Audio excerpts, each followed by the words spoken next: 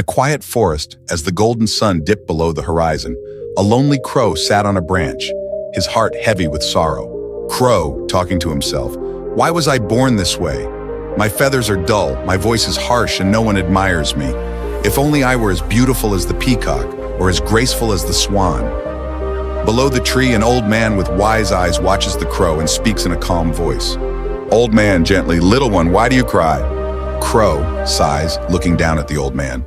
"Oh, wise man, I am the ugliest of all birds. Look at my black feathers. The swan is admired for his elegance, the peacock for his colors. But me, I am nothing." The old man nods thoughtfully, then smiles.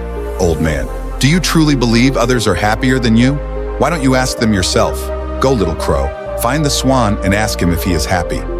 The crow hesitates, but then spreads his wings and flies toward the lake, searching for answers.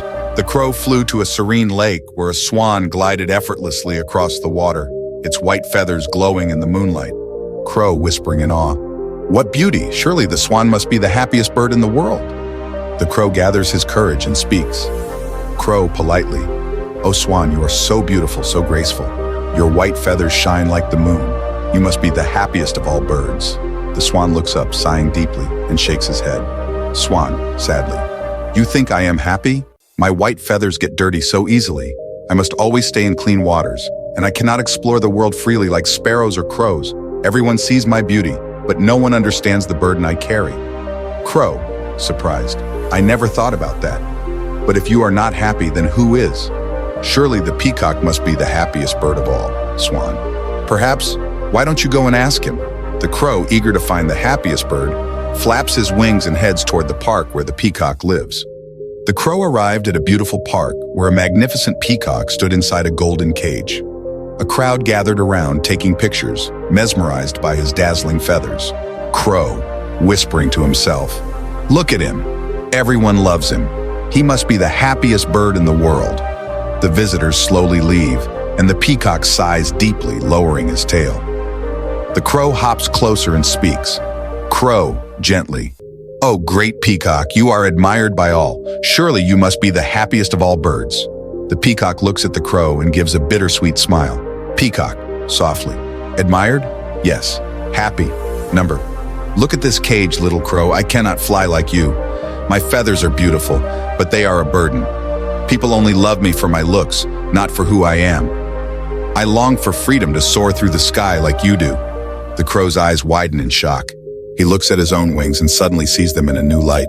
As the crow returned to his tree, his heart felt lighter. For the first time, he saw himself differently. Crow, realizing, the swan fears dirt, the peacock longs for freedom, and yet, I have both. I can fly anywhere I wish, unnoticed and unburdened. I was so busy comparing myself to others that I never saw my own blessings. The old man looks up and smiles. Old man, "And now, little one, do you see? Happiness is not found in being like others, but in appreciating what you already have." The crow flaps his wings with newfound joy and smiles. Crow, cheerfully, "I am a crow. I am free, I am strong, and I am unique. I don't need to be anyone else. I am enough just as I am." With a joyful caw, the crow spreads his wings and soars high into the night sky, feeling lighter than ever before. True happiness does not come from comparison, but from embracing one's uniqueness.